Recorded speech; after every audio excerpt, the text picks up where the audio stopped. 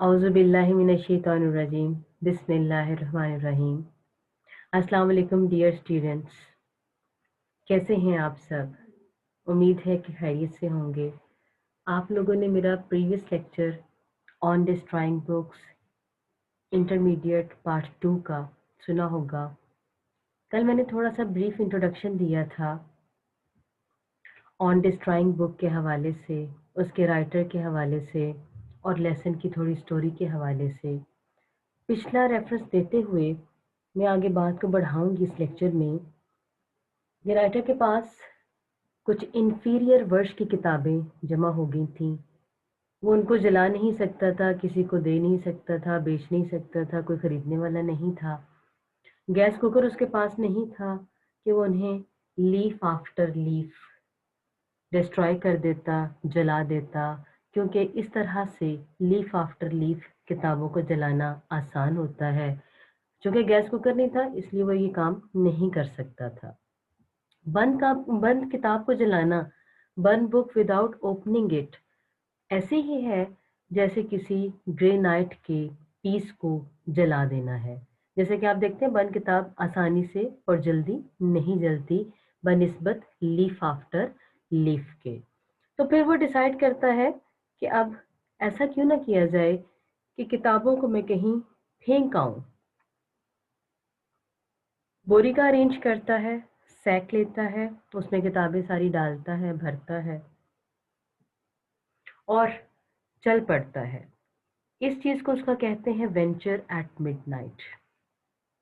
आधी रात का वक्त है, हवा में खनकी फैली हुई है। मिडनाइट वेंचर, वेंचर किसी रिस्क की जर्नी को कहा जाता है। हवा में खनकी फैली हुई है, cold nip in the air, सर्द हवा को, खनकी को, चिल को कहा जाता है। हवा में ठंडक है। स्मूथ हार्ड रोड है सामने, बिल्कुल इस तरह से फ्लैट स्मूथ ब्लैक रोड चल रहा है। ग्रीनिश येलो लैंप की रोशनी पड़ रही है। स्केयर है रास्ते में, चौराहा आता है, आगे जाकर ब्रिज निकला हुआ है। अब वो दरिया में फेंकने जा रहा है। अपना कॉलर शॉलर सीधा करता है, कॉलर स्ट्रेट कर कर ऊपर टर्न करके वो अब बोरी को अपने कंधे पे लाटता है। Settle sack across the shoulder, कंधे पे बोरी डालने के बाद वो निकल पड़ता है और अपने रास्ते पे गामजन हो जाता है। तन्हा खाली रोड है, क्योंकि आधी रात का जो वक्त है इसलिए रास्ते में कोई नहीं है। चंद एक लोग कहीं कहीं का दुका नजर आते हैं। एज सच रश नहीं है उसके इर्द गिर्द, और वो खामोशी से चल रहा है। लेकिन साथ ही देखता है कि उस वक्त पुलिसमैन नजर आ जाता है। Policeman flashing his lantern on the catches of basement Windows. आपने देखा है रात को वहां पर अक्सर जो है वॉचमैन पुलिसमैन होते हैं जो रखवाली कर रहे होते हैं घरों की, उनकी विंडोज की। और यहाँ कैचेस लैचेस को कहा जाता है, बोल्ट्स को, चिटखनियों को, फास्टनर्स जो होते हैं उनके लिए लफ्ज यूज होता है। उन पे रोशनी डाल डाल के देखता है कहीं कोई ताला शाला तो नहीं टूटा हुआ। अगर कोई ऐसी चीज है तो वो इस चीज की रखवाली के लिए इन चीजों को चेक करते हुए जाता है। अब पुलिसमैन को जब वो देखता है तो उस वक्त तो उसे बहुत घबराहट होना शुरू हो जाती है कि कहीं पुलिसमैन ये ना समझे कि मैं कोई चोरी का माल लेके भाग रहा हूँ, कि मेरी इस बोरी के अंदर कोई स्वैग है, कोई लूटा हुआ माल है, कोई प्लंडर है। इस तरह की कोई चीज़ वो कंसीडर ना कर ले। और वो पुलिस के, आपको पता है कि सवाल जवाब से हेजिटेट कर रहा था। वो कहता, फिर सोचता है कि अगर देख भी लेता तो क्या फ़र्क पड़ता। वो कोई ये नहीं सोच सकता था कि मैंने इस बोरी के अंदर ये जो सैक मैंने अपने लादी हुई है कमर के ऊपर, कि इस बोरी के अंदर इस तरह की फ़ज़ूल बेकार किताबें हो सकती हैं। इस चीज़ के लिए तो यकीनन मुझे कोई नहीं पकड़ सकता। लेकिन फिर भी वो बात में बात करता है, कहता कुछ भी हो लेकिन जो भी काम आप चोरी-छुपे कर रहे होते हैं, वो चीज़ का आपको एहसास हो रहा होता है, आप उस चीज़ के लिए बहुत ज़्यादा मोहतात हो जाते हैं, आपके दिल में एक ज़ोर-सा बैठा होता है, वैसा ही वो यहाँ पर महसूस कर रहा है। खैर बोरी लेके वो आगे बढ़ता है, पुलिसमैन गुज़र जाता है पास से, उसे कुछ भी नहीं कहता, ध्यान ही नहीं देता उसके ऊपर, और वो फिर आगे गामज़न हो जाता है। अब वो पहुँच जाता है एक ब्रिज के ऊपर, सड़क के ऊपर, नीचे पानी बह रहा है, ऊपर से सड़क है, ये ब्रिज है। और इसकी parapet, parapet of bridge, parapet मुंडेर को कहते हैं, दीवार को कहते हैं, रैम्पट को कहते हैं। रैम्पट आपको महसूस हो रहा होगा, ये वर्ड पहले भी सुना है। जिस तरह से गुड बाय मिस्टर चिप्स के सेकंड चैप्टर के अंदर फर्स्ट लाइन में आपने वर्ड पढ़ा था behind the rampart of elms tree.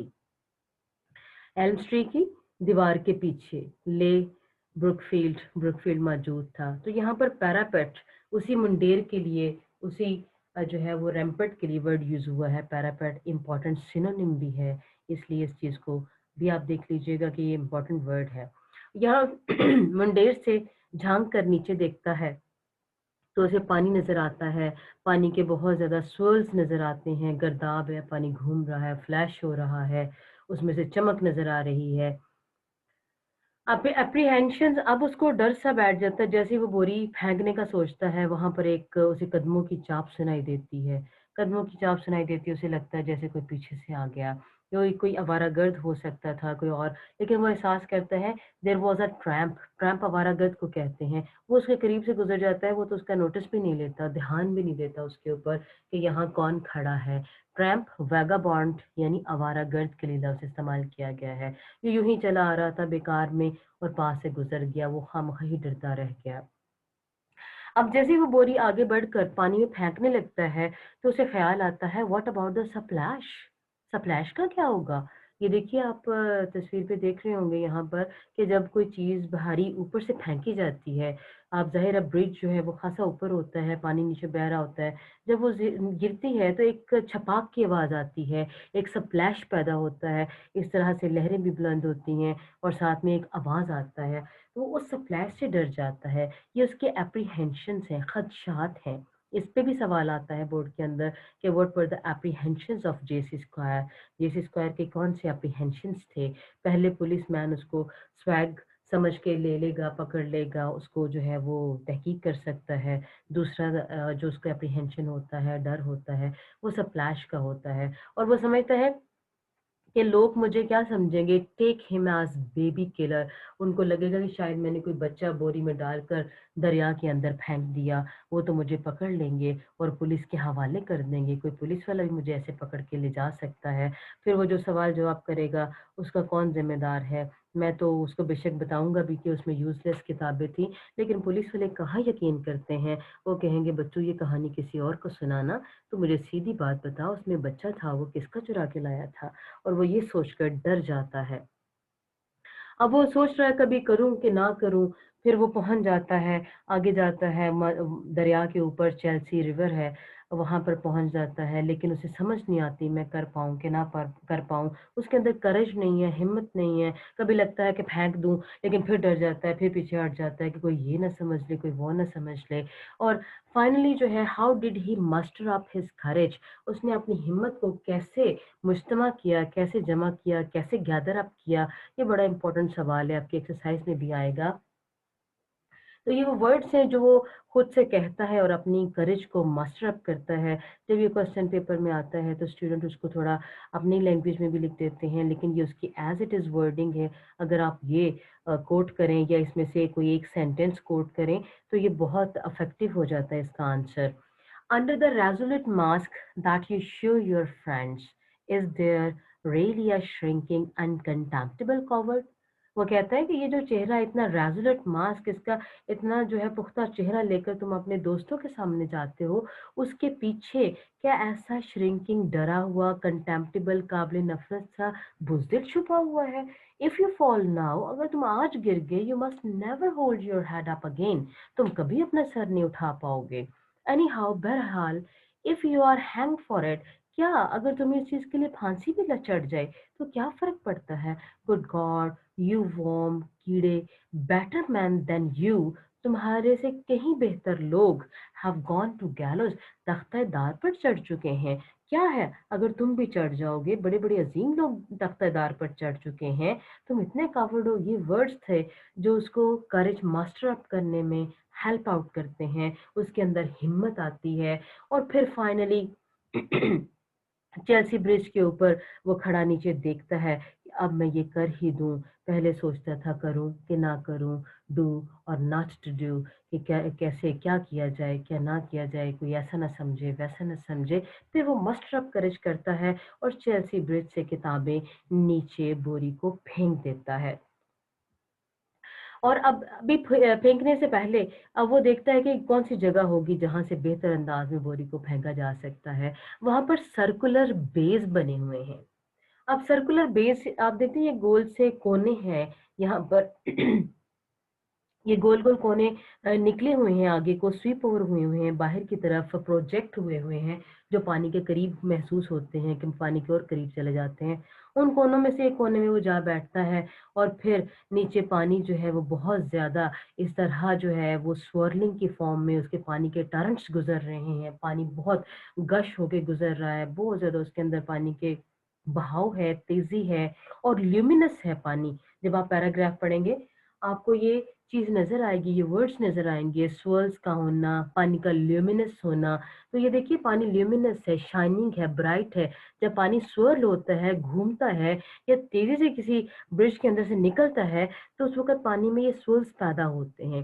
पानी घूमता भी है और उसके अंदर बहुत शाइन, ल्यूमिनस इफ़ेक्ट्स आ जाते हैं, जैसे ये पानी यहाँ पर चमकदार महसूस हो रहा है। ये नीचे पानी था और इसकी शोर भी बहुत होता है इस पानी का एक्चुअली, तो इन सोर्स को देखता है और फाइनली अपनी बोरी को फेंक देता है। बोरी सीधी पानी में जा गिरती है, किताबें नीचे चली जाती हैं, नीचे घटाटोप अंधेरा है, जहाँ पर जाकर उसकी किताबें सेटल्ड हो जाती हैं। फिर वो सोचता है कि मेरी किताबें चली गई हैं और कोई उस बोरी का कोई टुकड़ा शायद कीचड़ में लत-पत ऊपर आएगा और ऊपर आएगा इन ओपेक लहरों के अंदर, जो इस वक़्त गदली भी हैं, आगे जाएँ तो पानी में जो है गदलापन भी है, उस वक़्त ब्राउनिश टाइड्स हैं उसकी, तो उसके अंदर शायद कोई बोरी का टुकड़ा आकर ऊपर तैरने लग जाए, लेकिन वो तो नीचे चली गई, वहीं पर रहेंगी और वो किस तरह की फेट जो है उसको मिली, शायद वो इस तरह की फेट डिज़र्व नहीं करती थीं। फिर उन किताबों में जो किताबें मौजूद थी, उनके नामों को पुकारता है। बहुत ज़्यादा सैड फीलिंग्स है उसकी, sad feelings about the pack of poetry जो वो फेंकता है, वो पैक ऑफ पोएट्री था। उसमें कौन-कौन सी किताबें उनके नाम पुकार के कहता है, odes to Diana, sonnets to le Ethel, dramas on the love of Lancelot, stanzas on a first glimpse of Venus, तुम वहाँ हमेशा अब्दी नींद सोई रहोगी, ये बाहर की दुनिया चलती रहेगी, कौन जानेगा तुम कहाँ गईं? और फिर कहता है फाइनली कि तुमने ऐसी फेट फेस की है, शायद तुम ऐसी फेट डिज़र्व नहीं करती थी। सैड फीलिंग्स आ जाती हैं कि आखिर एक वक़्त गुज़रा था उन किताबों के साथ, अब वो चली गई, उसके घर से निकल गई हैं, तो बहुत सैड फ़ील करता है। फिर ख़्याल शायद आता होगा कि किसी को दे देता, तो शायद ज़्यादा अच्छा होता, अब तो वो मुझसे दूर हो गई हैं। ये थी बेटा स्टोरी जो हमने इस वक़्त देखी है, आपके पास टेक्स्ट लिखी हुई है, उसको बहुत डीपली पढ़िएगा। आज भी आप टेक्स्ट नहीं पढ़ के आए थे, तो बड़े ध्यान से आपने टेक्स्ट पढ़नी है, पढ़ के आपके सारे कॉन्सेप्ट्स और भी क्लियर हो जाएँगे और मेरा लेक्चर दोबारा से आप देख लीजिएगा, इसमें मैंने पिक्टोरियल फॉर्म के अंदर आपको चीज़ें, सिनोनिम्स वाज़ह करके बताए हैं, ताकि उन पॉइंट्स को, उन चीज़ों को आप ना भूल सकें। चेल्सी ब्रिज था और वहाँ पर सोर्स कैसे होते हैं, पानी का टरंट किसको कहते हैं, ये सारी चीज़ें, पैरापेट क्या होती है एंड सो ऑन। सिनोनिम्स यहाँ मेरे पास मौजूद भी हैं, ये आपके सामने स्क्रीन पर शेयर हो रहे हैं, इनको भी थोड़ा देखते चलते हैं। कल हमने कंसाइन तक सिनोनिम को डिस्कस किया था। आप देख रहे होंगे यहाँ पर कंसाइन वर्ड लिखा हुआ है, ये जहाँ एरो जा रहा है कंसाइन और उससे नीचे cold nip in the air हमने भी देखी थी स्लाइड के अंदर ये वर्ड लिखा हुआ था। Cold nip in the air का मतलब है सर्द हवा, feeling of cold, bite of cold air, chill को कहा जाता है। स्वैग लूट का माल होता है, स्टॉलन गुड्स होती हैं, लूट, प्लंडर, बॉडीज ये वर्ड्स यूज होते हैं।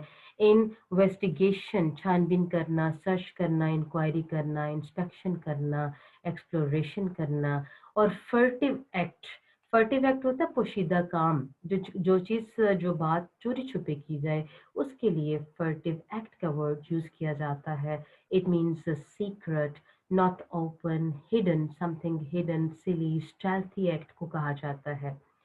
स्वर्ल्स मंचधार को, भंवर को अभी मैंने स्लाइड में swirls आपको दिखाया था कि वो कैसे भंवर होती हैं, कैसी मंझधारें होती हैं, पानी का बहुत ज़ोर होता है वहाँ पर। तो circling motion of water, air air में भी आपको पता भंवर होते हैं जिसको बगोले भी कहा जाता है।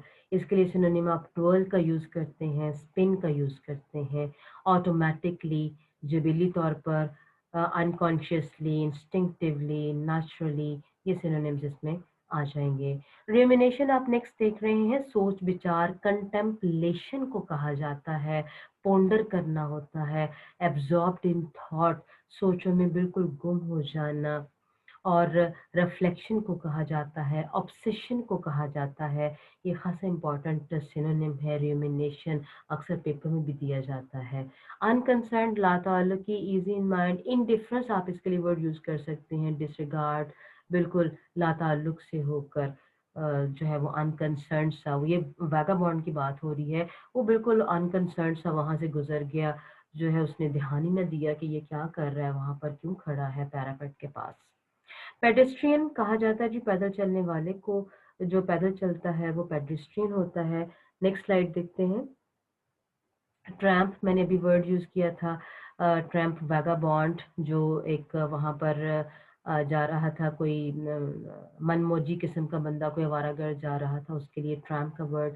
Person who goes from place to place and without any work, vagabond, इस तरह से आप इसका सिनोनिम यूज़ करते हैं। मैयर्ड आप आ जाता है, निपतुल कदम, स्लो एंड कैलकुलेटेड स्टेप के लिए वर्ड यूज़ होता है। ग्राफ, यानी वो जब किसी पुलिस वाले को बताएगा कि मैंने तो सिर्फ बच्चा नहीं फेंका था बल्कि वो तो यूजलेस किताबें थी मेरी, तो वो कहता बड़ी मकरू हंसी हंसेगा, बड़ी ग्रफ स्नेयरिंग लाफ हंसेगा। ग्रफ भारी भद्दी आवाज को कहा जाता है, रफ आवाज को कहा जाता है। Unpleasing in voice, sneering laugh, unkindly harsh laughter को कहा जाता है। Tell that to the marines, कि ये कहानी किसी और को सुनाना, तो मुझे ये ना सुनाओ। A phrase that expresses disbelief and ridicule, कि जो किसी के मजाक में कहा जाए, किसी को रिड्यूल करने के लिए, किसी पे यकीन ना करने के लिए जो एक फ्रेज बोला जाता है, टेल दैट टू द मैरिन्स, ये कहानी किसी और को जाके सुनाना। स्ट्रेट, स्ट्रेट का मतलब होता है चलते रहना, डग भरते रहना, वॉन्डर होना, वॉक करना, एम्बलिंग करना, स्ट्रोलिंग करना। क्वाइलिंग, क्वाइलिंग मीन होता है पीछे हट जाना, पिस्पा होते होता रहना या पिस्पा हो जाना। रिक्वाइल का वर्ड भी इसके लिए यूज होता है, ड्रॉ बैक, पीछे हट जाना, मूविंग बैक, श्रिंकिंग, ये वर्ड यूज होते हैं। एगोनी, एगोनी अजियत को कहते हैं, पेन ऑफ माइंड है। उसके बाद है resolute mask, resolute mask covert, बुजदली पर पुरअज़म बनावटी चेहरा पहनकर जाना, कि अंदर से बुजदिल है, बाहर से रेजोल्यूट मास्क है, बड़ा ही पुरअज़म किस्म का मास्क ऊपर चढ़ा रखा है उस पर्सन ने। Make a show off being brave but in fact he is covered, कि वो अंदर से तो कवर्ड हो लेकिन बाहर से ब्रेव लग रहा है। जी नेक्स्ट है जी हीव, हीव होता है आप भरना, हीव आप भरने को कहा जाता है, लिफ्टिंग समथिंग हैवी। और ब्रीथ, ब्रीथ लेना, साय भरना, और गैस्प, पैंट अप फीलिंग्स को कहा जाता है, गैस्प, GASP, गैस्प। ऊज, कि वो मट्टी में कीचड़ में किताबें जो है वो चली जाएंगी, ऊज में लथपथ हो जाएंगी। मट्टी और कीचड़ को वेट लिक्विड मड, वो जो कीचड़ होता है उसके नहर के नीचे, रिवर के नीचे, जो नीचे वाला उसका बेड होता है रिवर का, वहाँ पर जो मट्टी होती है बहुत ज़्यादा नरम होती है, तो उसको वहाँ पर ऊज के लिए वर्ड यूज़ किया गया है। मड, मड भी इसको कहते हैं, मायर भी कहते हैं। और सिल्ट, डिल्यूज। फॉरलॉन, तन्हा, तन्हा के लिए इस्तेमाल होता है, अनहैप्पी, अनकेयर्ड। फॉर लॉनली के लिए, फॉरसेकन के लिए।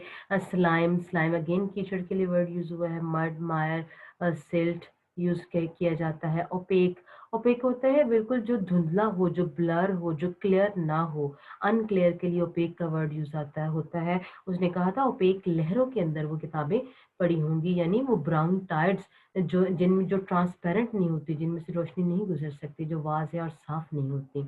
ये बेटा सिनोनिम्स थे, थोड़े से इसमें सिनोनिम्स ज़्यादा हैं, इम्पॉर्टेंट भी हैं और थोड़े से टेक्निकल भी हैं। इनको ज़रूर आपने तैयार करना है, और कोई भी ज़रूरत हो हेल्प की, आप लेक्चर से ओपन करके भी ले सकते हैं। आपके अपने पास भी बुक्स और मटेरियल मौजूद है, हम सब ने आपको देकर भिजवाया था, तो आप उसको खोल के बहुत अच्छे से पढ़ सकते हैं, लेकिन पढ़ना शर्त है। हमने 5 क्वेश्चन बेटा कल डिस्कस किए थे इसकी एक्सरसाइज के। आज हम नेक्स्ट 4 क्वेश्चन ऑफ एक्सरसाइज देखेंगे और इसके साथ-साथ कुछ एक्सटेंसिव क्वेश्चन भी देखेंगे जो बहुत एक्सेसिवली पेपर्स में आते रहते हैं। How did he decide to get rid of them? Question number 6 है आपकी एक्सरसाइज का। कैसे फिर उसने सोचा कि इन किताबों से छुटकारा पा ही लिया जाए? He decided to get rid of them by throwing them into the river. River में फेंक कर उसने सोचा कि इससे जान छुड़ा ली जाए। He stuffed them into sack, बोरी में उसने उनको ठूंसा and went to the river to throw them, और उनको फेंकने के लिए रिवर पे चला गया। Describe author midnight venture। Venture कहा जाता है, मैंने पहले भी आपको डिफाइन किया था कि वेंचर जो है इस वक्त कहा जाता है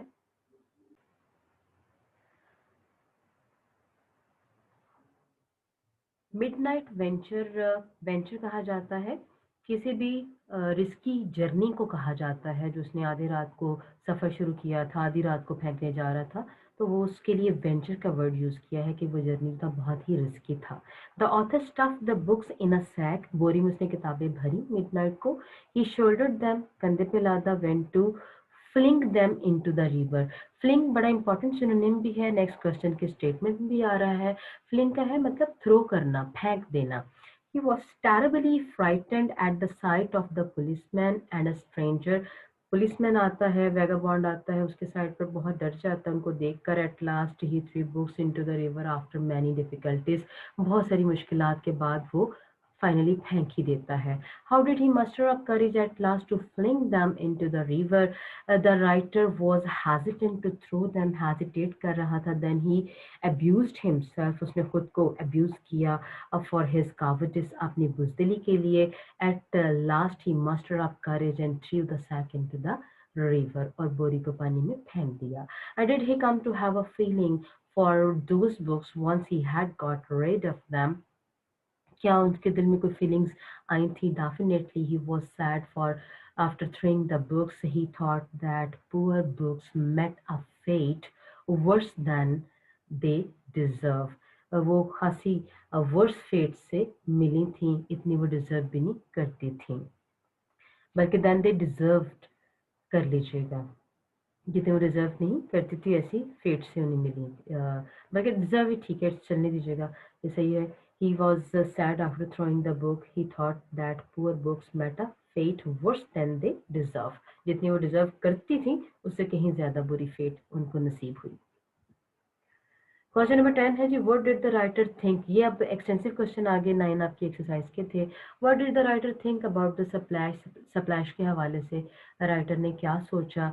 the writer thought that people would catch him, they would think that he had thrown a baby into the river, therefore he was afraid of the splash of the sack. बोरी की splash से वो खौफजदा हो गया कि वो कहीं ये न समझने को बेबी उसने थ्रो कर दिया।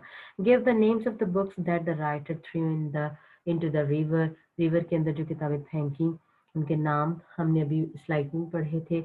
नेम ऑफ द बुक्स वो Odes to Diana, Sonnet to Ethel, Dramas on the Love of Lancelot, and Stanza on a First Glimpse of Venus. Next is question number 12. What did the writer think when he saw the policeman on the way? क्या सोचा उसने?